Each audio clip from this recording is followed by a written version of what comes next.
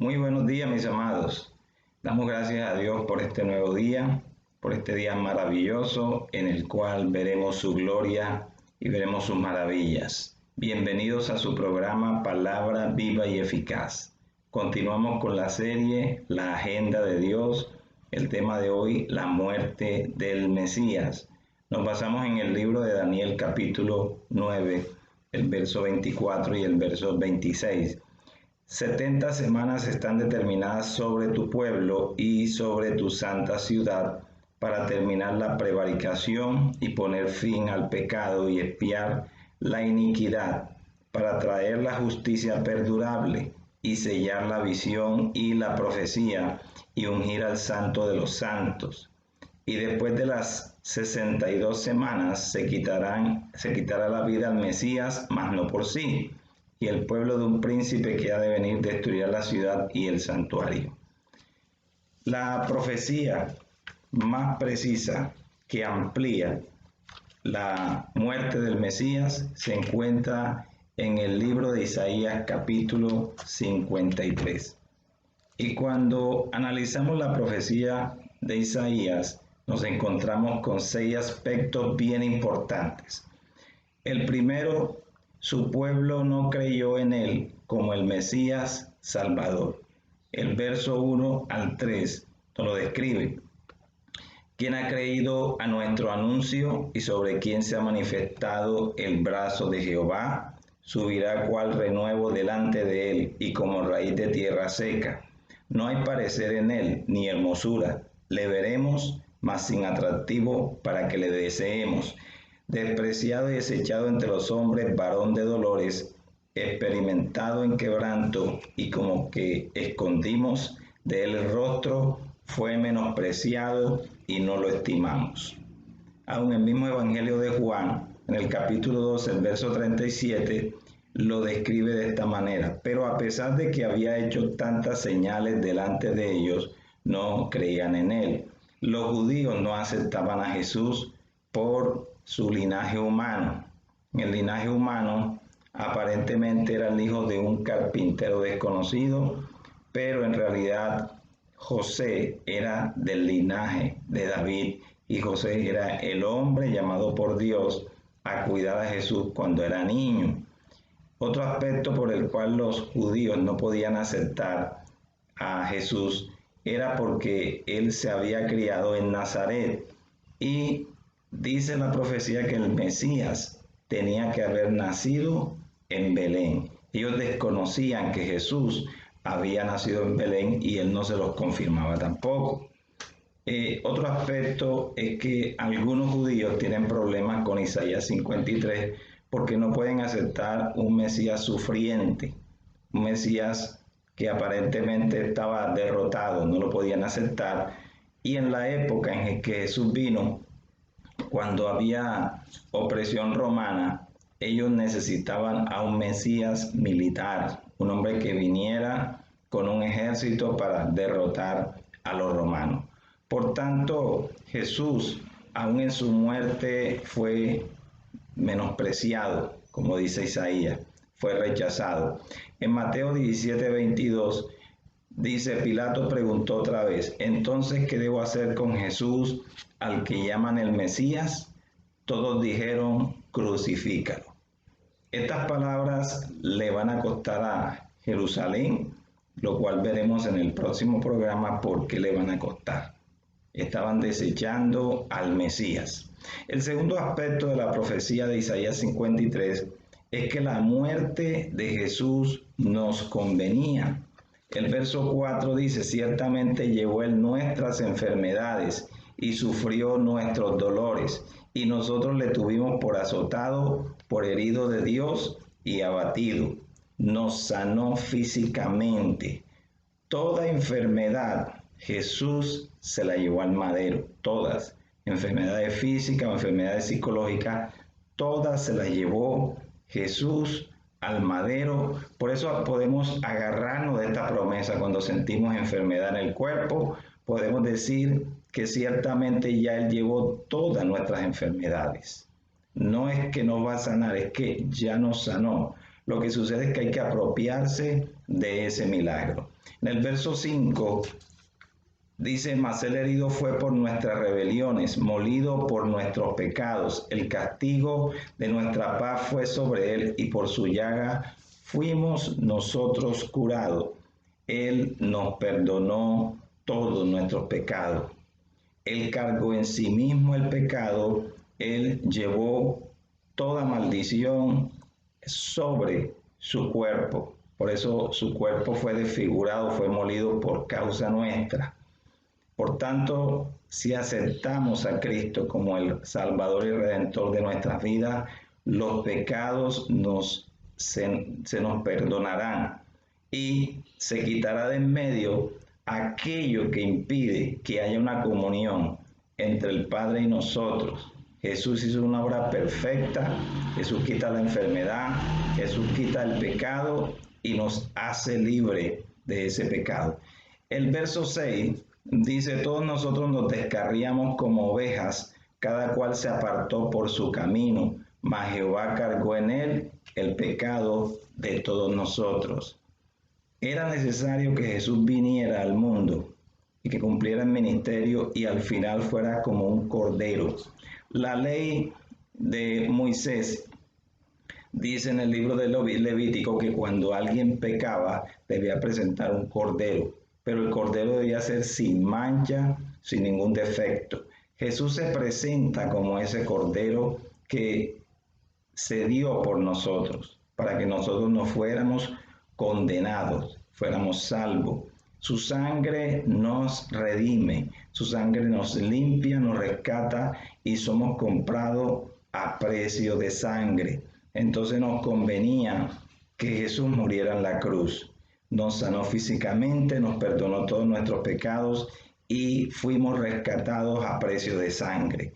Porque estábamos presas del enemigo, estábamos presas de Satanás, él nos tenía dominado, pero alguien tenía que pagar por el valor de cada alma y Jesús lo hizo. Cuando derrama su sangre, ese es el precio que cuesta cada alma.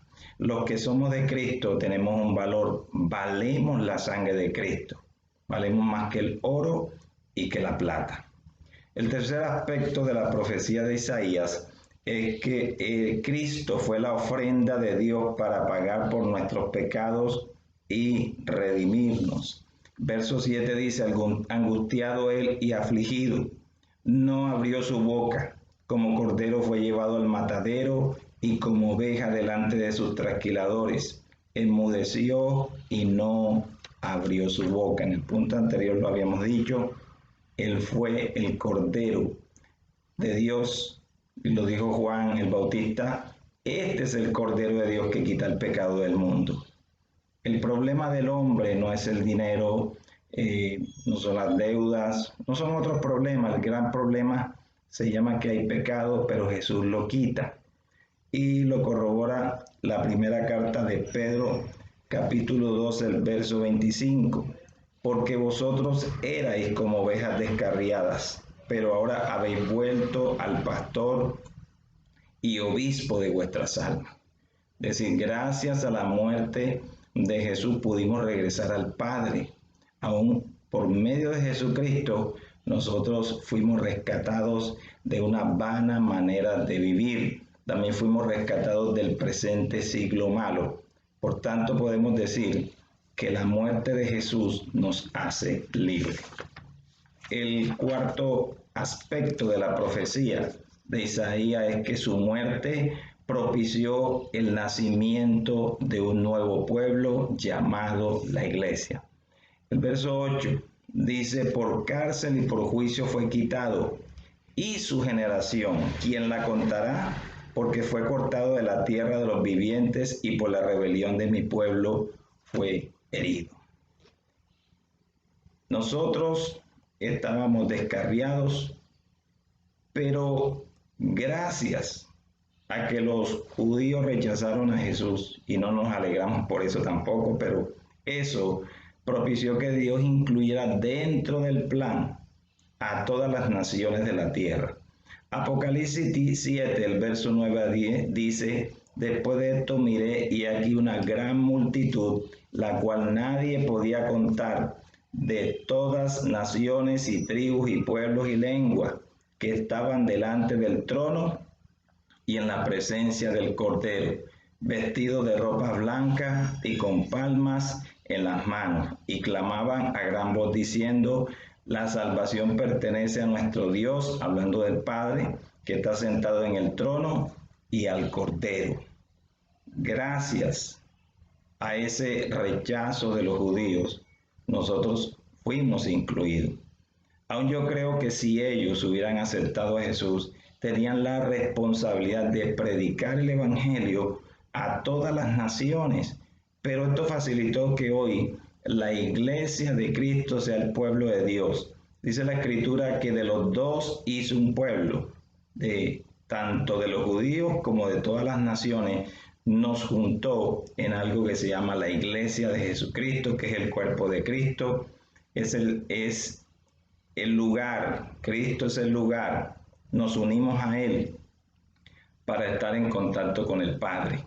Y cuando somos unidos a Cristo, entonces somos salvos y hacemos parte de la iglesia del Señor, la cual no es un edificio hecho de mano de hombre, es un edificio hecho de piedras vivas, como dice el apóstol Pedro, que somos piedras vivas y formamos un edificio. El quinto aspecto de la profecía de Isaías es que Jesús nunca pecó, por eso cumplía el requisito de ser la ofrenda perfecta que debía ser sacrificada en lugar nuestro. En el verso 9 y en el verso 10 nos lo corrobora. Y se dispuso con los impíos su sepultura, mas con los ricos fue en su muerte, aunque nunca hizo maldad ni hubo engaño en su boca. Con todo eso Jehová quiso quebrantarlo, sujetándole a padecimiento, cuando haya puesto su vida en expiación por el pecado. Verá linaje, vivirá por largos días, y la voluntad de Jehová será en su mano prosperada.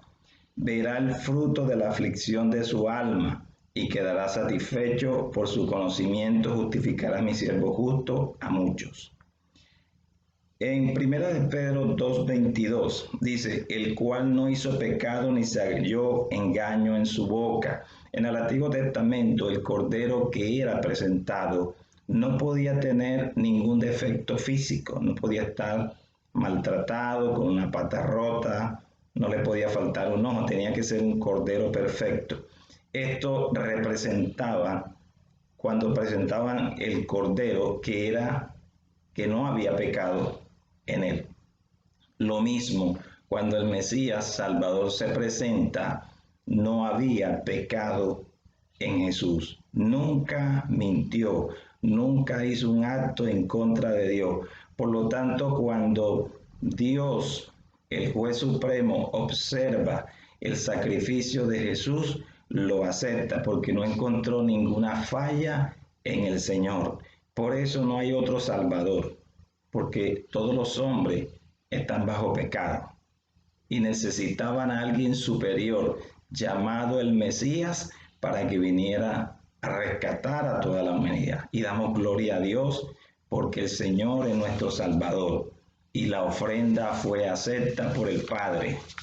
Y el último aspecto de la profecía de Isaías es que la muerte de Jesús quitó el pecado que produce muerte y nos dio su justicia para darnos vida eterna. En versos 11 y 12, verá el fruto de la aflicción de su alma y quedará satisfecho. Por su conocimiento justificará a mi siervo justo a muchos y llevará las iniquidades de ellos. Por tanto, yo le daré parte con los grandes y con los fuertes repartirá despojos, por cuanto derramó su vida hasta la muerte y fue contado con los pecadores, habiendo él llevado el pecado de muchos y orado por los transgresores.